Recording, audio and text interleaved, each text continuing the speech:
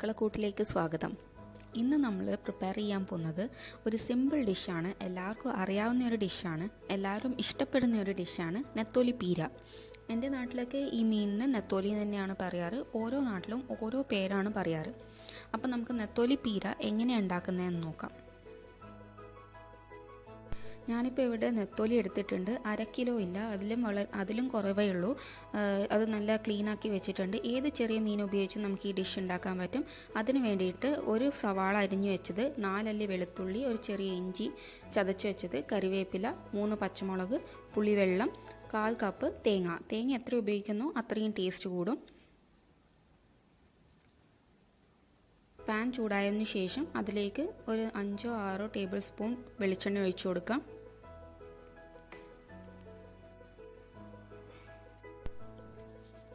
വെളിച്ചെണ്ണ ചൂടായി കഴിഞ്ഞാൽ ഇതിലേക്ക് നമുക്ക് 1 ടേബിൾ സ്പൂൺ കടുക് ഇട്ട് കൊടുക്കാം.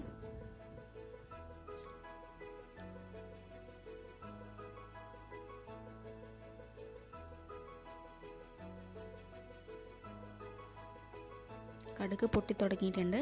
ഇനി ഇതിലേക്ക് നമുക്ക് കറിവേപ്പില കൂടി ഇട്ട് കൊടുക്കാം.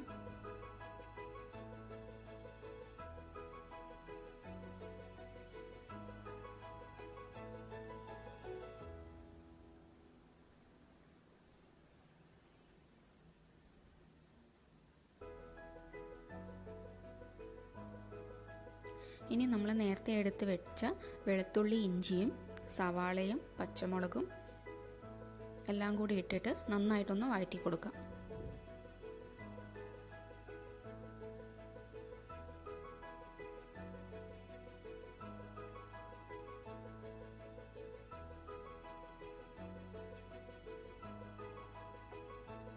ചെറുതായി ഒന്ന് ചൂടാവേണ്ട ആവശ്യമേ ഉള്ളൂ. നന്നായിട്ടെന്ന് വെച്ചാൽ നല്ല ട്രാൻസ്പാരൻ്റ് ആവേണ്ട ആവശ്യമൊന്നുമില്ല.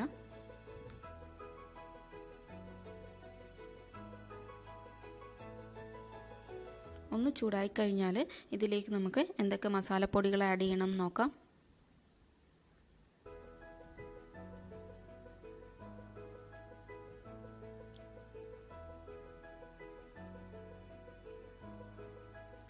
നന്നായിട്ട് വഴറ്റി കൊടുത്തിട്ടുണ്ട്. ഇനി നമുക്ക് ഇതിലേക്ക് 1/4 ടീസ്പൂൺ മഞ്ഞൾപ്പൊടി, ആവശ്യത്തിനുള്ള ഉപ്പും കൂടി ചേർത്ത് കൊടുത്ത് ഒന്നും കൂടി വഴറ്റി കൊടുക്കാം. ഇതിലേക്ക് നേരത്തെ എടുത്ത് വെച്ച 1/4 കപ്പ് തേങ്ങ കൂടി ചേർത്ത് കൊടുക്കാം. നന്നായിട്ടൊന്ന് മിക്സ് ചെയ്ത് കൊടുക്കാം.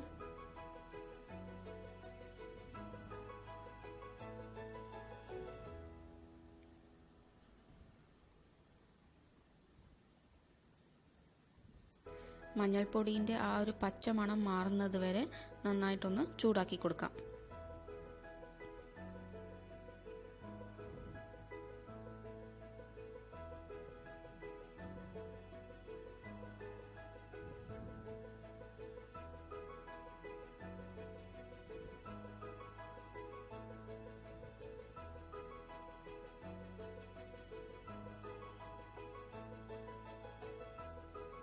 ഇനി ഇതിലേക്ക് നേരത്തെ എടുത്ത് വെച്ച വൃത്തിയാക്കി വെച്ച നെത്തോലി കൂടി ഇതിലേക്ക് ഇട്ട് കൊടുത്ത് നന്നായിട്ട് എല്ലാം കൂടി ഒന്ന് മിക്സ് ചെയ്ത് കൊടുക്കാം.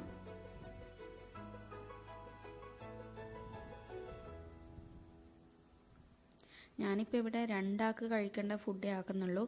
ഇപ്പം നെത്തോലിയുടെ അളവ് കൂടുന്നതിനനുസരിച്ച് നിങ്ങൾ ബാക്കിയുള്ള സാധനങ്ങളുടെ അളവും കൂട്ടിയെടുക്കണം.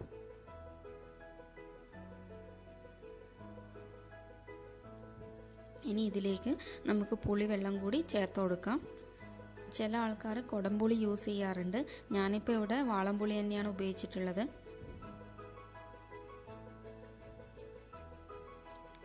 ഇനി ഇതെല്ലാം കൂടി നമ്മളിതിൽ വേറെ വെള്ളമൊന്നും ഒഴിക്കുന്നില്ല, പുളിവെള്ളം മാത്രമേ ഒഴിക്കുന്നുള്ളൂ. കാരണം നെത്തോലി പെട്ടെന്ന് കുക്കായി കിട്ടും നമുക്ക്. അപ്പോൾ ഇതെല്ലാം കൂടി നന്നായിട്ടൊന്ന് മിക്സ് ചെയ്ത് കൊടുത്ത് നമുക്ക് കുക്ക് ചെയ്യാം.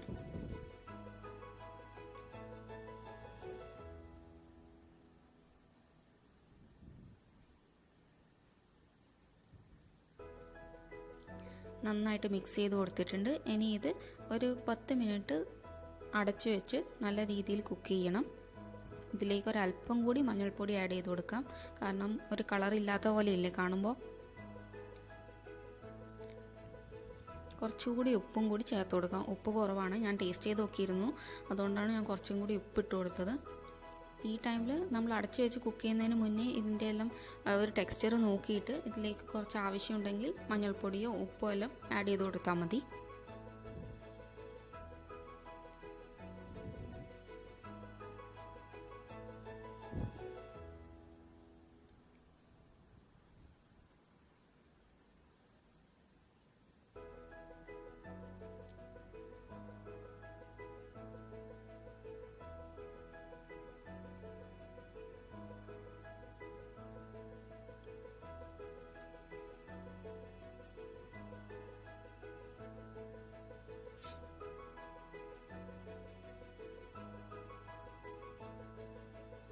ഇനി നമുക്കിതിനെ അടച്ചു വെച്ച് ഒരു 10 മിനിറ്റ് കുക്ക് ചെയ്യാം.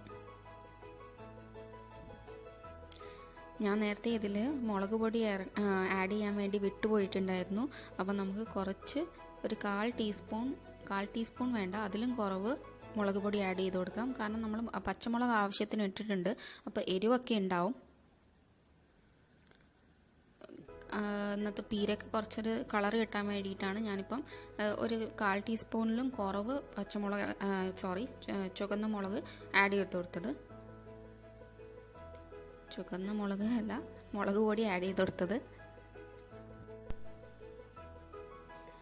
എല്ലാം കൂടി നന്നായിട്ട് മിക്സ് ചെയ്തിട്ടുണ്ട്, നന്നായിട്ട് വെന്തിട്ടുമുണ്ട്. ഇനി നമുക്ക് ഇതിലേക്ക് കുറച്ച് ജീരകത്തിൻ്റെ പൊടി കൂടി ആഡ് ചെയ്ത് കൊടുക്കാം. ജീരകം ഒരു 1/2 ടീസ്പൂണോളം ജീരകപ്പൊടി ആഡ് ചെയ്ത് കൊടുക്കാം. അപ്പോൾ ഇതിന് കുറച്ചും കൂടി നല്ലൊരു ടേസ്റ്റ് കിട്ടും. എന്നിട്ട് നന്നായിട്ടൊന്ന് മിക്സ് ചെയ്ത് കൊടുക്കുക. കുക്കായതിന് ശേഷം മാത്രമേ ജീരകപ്പൊടി ആഡ് ചെയ്യാൻ പാടുള്ളൂ, അതിന് മുന്നേ ആഡ് ചെയ്യരുത്, അപ്പോൾ അതിൻ്റെ ടേസ്റ്റ് കിട്ടില്ല. ഇതെല്ലാം നന്നായിട്ട് കുക്കായി എന്ന് ഉറപ്പ് വന്നാൽ അതിലേക്ക് ജീരകപ്പൊടി കൂടി ആഡ് ചെയ്ത് കൊടുത്താൽ മതി. 1/2 ടീസ്പൂൺ.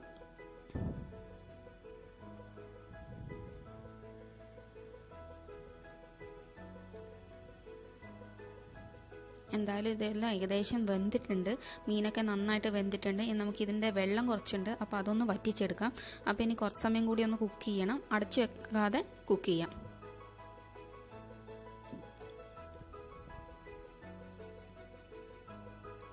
നമ്മളെ വെള്ളമൊക്കെ ഏകദേശം ഒന്ന് വറ്റിയിട്ടുണ്ട്.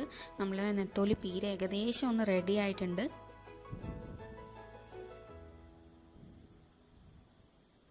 ഇനി ഇതിലേക്ക് നമുക്ക് ലാസ്റ്റ് തീ ഓഫ് ചെയ്യുന്നതിന് മുന്നേ കുറച്ചുകൂടി ഒന്ന് വെളിച്ചെണ്ണ മുകളിലേക്ക് കൂടി ഒന്ന് ഒഴിച്ചു കൊടുത്ത് തീ ഓഫ് ചെയ്യാം.